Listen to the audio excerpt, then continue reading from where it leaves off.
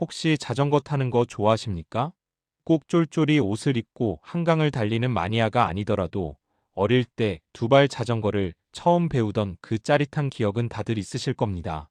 여러분의 자전거 혹은 길가에 세워진 자전거의 핸들바나 기어, 변속기를 한번 유심히 들여다보시겠습니까? 아주 높은 확률로 거의 100%에 가까운 확률로 이 로고를 발견하실 수 있을 겁니다. 시마노. 자전거를 잘 모르는 분들은 시마노? 일본 자전거 브랜드인가? 라고 생각하실 수 있습니다. 하지만 시마노는 자전거 완제품을 만드는 회사가 아닙니다. 그들은 자전거의 심장과 근육, 즉 구동계를 만드는 부품 회사입니다. 그런데 말이죠. 이 회사의 위상이 어느 정도냐면 전 세계 자전거 시장에서 신 혹은 슈퍼을로 불립니다. 미국의 트랙, 스페셜라이즈드, 대만의 자이언트 같은 세계적인 자전거 회사들이 신제품을 내놓을 때 누구 눈치를 가장 먼저 볼까요? 소비자가 아닙니다. 바로 시마노입니다. 시마노 형님들, 이번에 부품 좀 제때 주실 수 있나요? 안 되는데? 우리 물량 밀려서 6개월 기다려. 그러면 자전거 회사는 신제품 출시를 6개월 미뤄야 합니다. 농담이 아닙니다. 실제로 코로나 팬데믹 때 전 세계 자전거 대란이 일어난 이유가 시마노 공장이 멈췄기 때문이었습니다.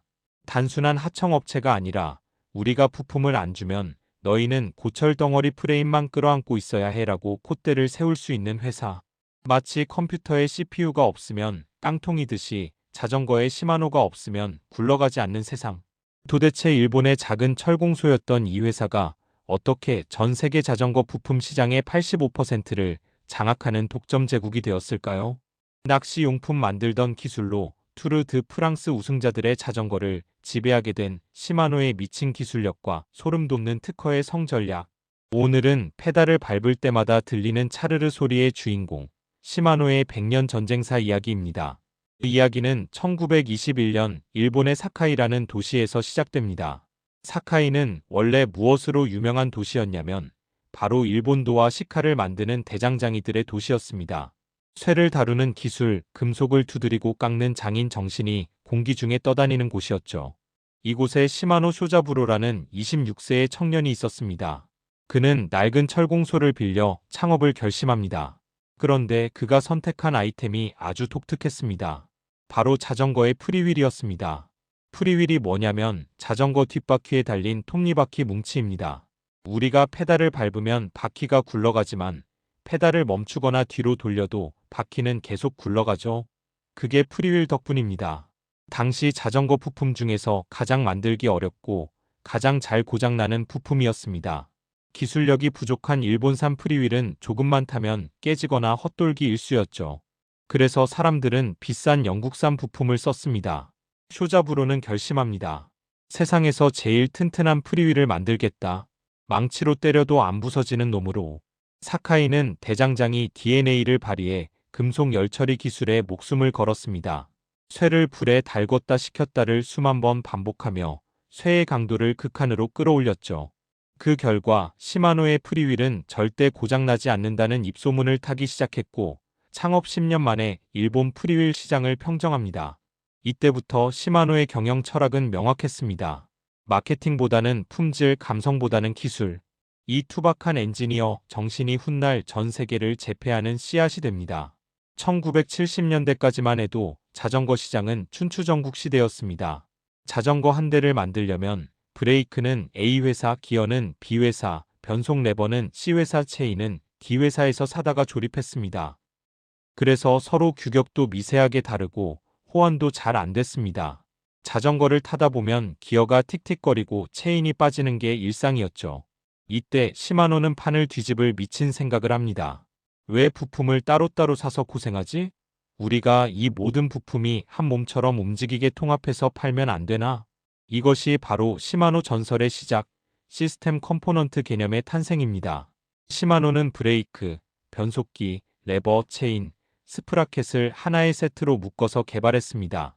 우리 브레이크는 우리 변속 레버랑 썼을 때만 100% 성능이 나옵니다. 라고 선언한 거죠. 그리고 1984년 자전거 역사를 바꾼 기술이 등장합니다. 바로 SIS, 시마노 인덱스 시스템입니다. 자전거 타보신 분들은 아실 겁니다. 핸들에 있는 변속 레버를 딸깍하고 누르면 기어가 철컥하고 정확하게 바뀌죠. 우리는 이걸 너무 당연하게 생각합니다.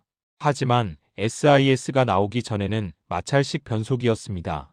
레버를 감으로 쓱 밀어서 체인이 기어에 걸릴 때까지 미세하게 조절해야 했던 겁니다. 이 때문에 당시에는 언덕을 올라갈 때 기어 잘못 맞추면 체인 빠지고 넘어지기 일쑤였었죠. 그런데 시마노가 딸깍 소리와 함께 기어가 자석에 끌려가듯 정확하게 제자리를 찾아가는 기술을 내놓은 겁니다. 이건 혁명이었습니다. 마치 수동 기어 자동차만 타던 사람들에게 오토매틱 기어 기능을 선물한 것과 같았습니다. 선수들은 환호했습니다. 이제 변속 신경 안 쓰고 페달링에만 집중할 수 있다. 일반인들도 환호했습니다. 나도 전문가처럼 변속할 수 있다. 이 기술 하나로 시마노는 당시 자전거 부품의 강자였던 유럽의 캄파놀로와 일본의 라이벌 선투어를 단숨에 짓밟아버립니다. 시마노가 무서운 진짜 이유는 단순히 기술을 개발하는 데서 그치지 않고 그 기술 주변에 특허의 지뢰밭을 깔아버린다는 점입니다. 여기서는 경쟁사였던 선투어 이야기를 안 할 수가 없습니다. 사실 기술적으로 더 훌륭한 변속기 구조인 슬랜트 판타그래프를 먼저 개발한 건 선투어였습니다.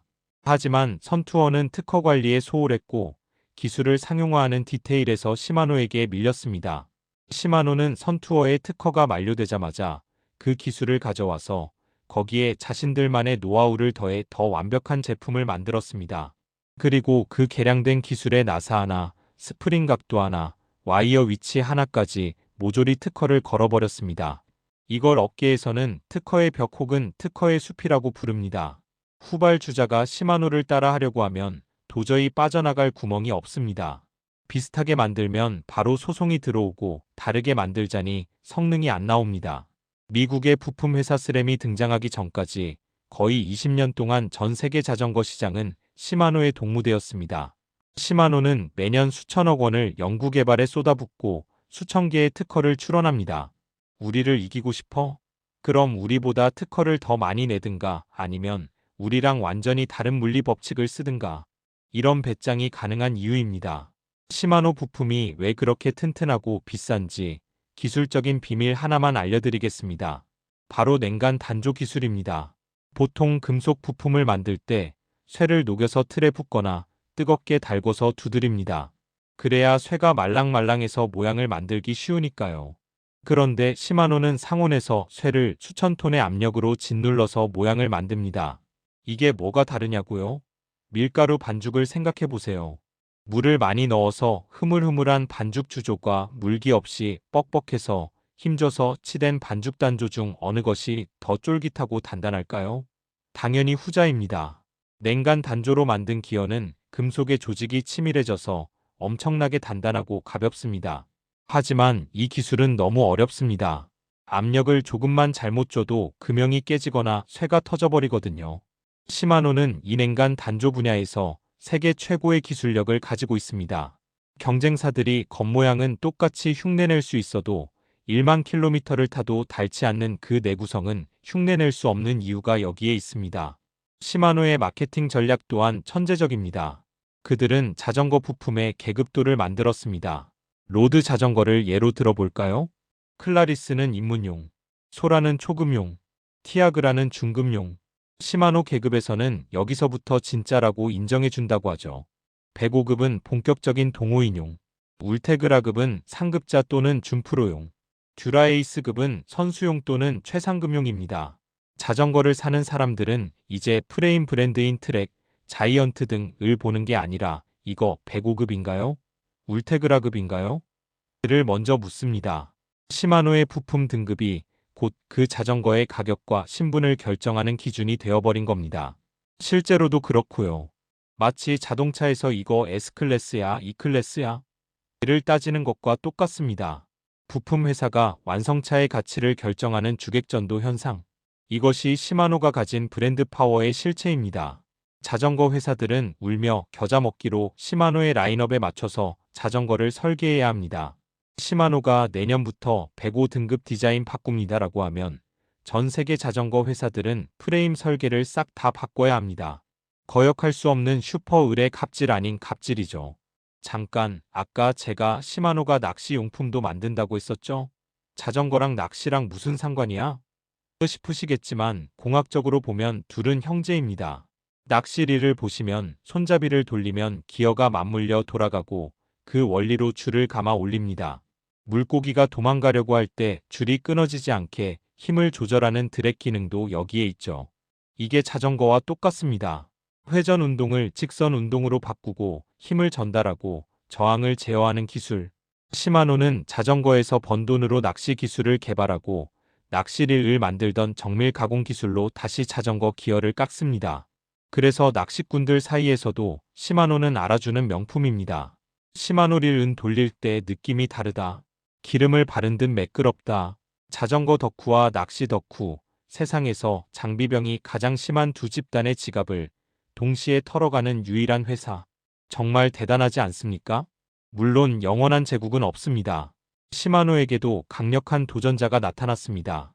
바로 아까 언급한 미국의 스램입니다. 시마노가 일본의 장인 정신으로 정밀함을 추구한다면 스램은 미국의 실리콘밸리 스타일로 혁신을 추구합니다.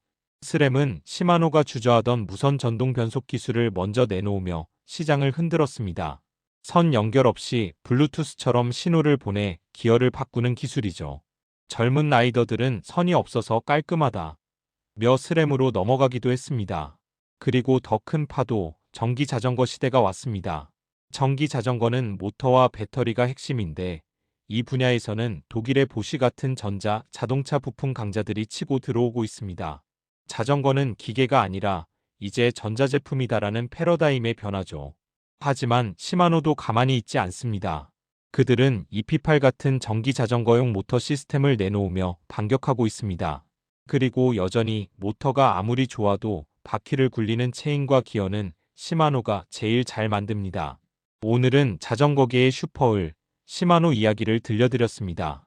사카이의 작은 철공소에서 시작해 전 세계 자전거 시장을 시마노 공화국으로 만든 비결. 그것은 화려한 마케팅이나 문어발식 확장이 아니었습니다. 눈에 보이지 않는 작은 톱니바퀴 하나를 세상에서 가장 완벽하게 깎겠다. 그 미친 디테일과 집착이 모여서 누구도 넘볼 수 없는 거대한 기술 장벽을 만들었습니다. 우리는 흔히 플랫폼 기업, 소프트웨어 기업이 세상을 지배한다고 생각합니다. 하지만 물리적인 세상을 움직이는 건 결국 시마노처럼 묵묵히 쇠를 깎고 기름을 만지는 제조의 거인들입니다. 이번 주말 혹시 자전거를 타게 되신다면 귀를 기울여 보세요.